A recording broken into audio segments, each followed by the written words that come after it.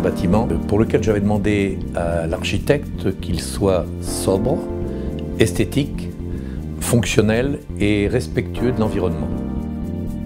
L'idée du projet était assez simple. Nous sommes arrivés sur un site sur lequel existait une ferme en pierre qui avait quelques siècles. Nous avons fait un choix de démolir ce bâtiment, mais de réutiliser l'ensemble des matériaux issus de cette déconstruction dans le cadre d'un nouveau projet plus contemporain et plus actuel.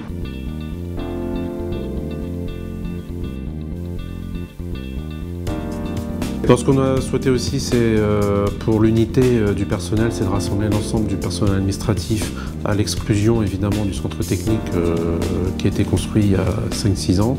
Mais désormais, notamment le pôle économie-tourisme intègre le siège, et ce qui n'était pas le cas précédemment, ce qui renforce la cohésion d'ensemble et la cohésion d'équipe.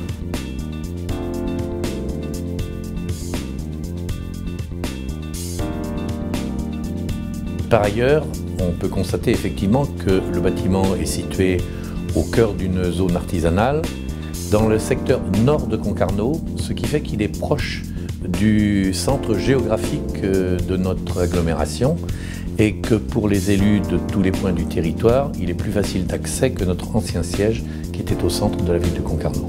Il y a une vraie amélioration de l'accessibilité pour le public.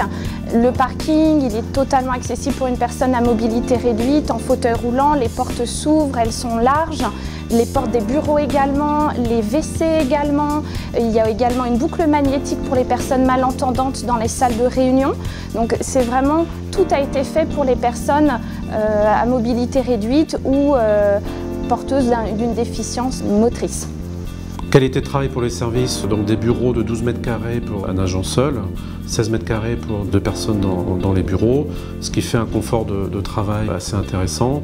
Puis des bureaux qui sont assez lumineux dans l'ensemble, puisqu'on a quand même beaucoup de baies vitrées qui enveloppent le bâtiment. Ce qui fait que l'on soit en hiver ou en période estivale, les agents auront des conditions de travail agréables. C'est un bâtiment qui est très performant énergétiquement, qui a un niveau BBC RT 2012. Malgré tout, c'est un bâtiment qui continue à être chauffé, notamment par une chaudière bois à granulés qui est plutôt performante et qui a été installée dans ce bâtiment pour être aussi mutualisé avec un prochain bâtiment qui s'appelle la pépinière d'entreprise, qui sera à quelques centaines de mètres de l'hôtel communautaire. L'avantage également de la situation de ce bâtiment, c'est que nous disposons du terrain pour pouvoir implanter juste à côté la pépinière d'entreprise. Donc nous aurons l'activité économique, l'activité administrative également du territoire qui seront regroupées, et je pense que c'est un atout supplémentaire pour la situation de l'ensemble. C'est un bâtiment où beaucoup de gens vont vivre, et donc on a essayé de maîtriser les différentes échelles du projet. La globalité, l'interface avec le site, ses arbres remarquables, la végétation intéressante qu'on a préservé et mis en valeur. On a aussi installé un toit végétalisé qui s'inscrit parfaitement dans le site. J'espère que le personnel a apprécié depuis son installation récente, apprécie ce bâtiment et qu'il va être heureux de travailler dans un cadre qui par ailleurs est particulièrement agréable.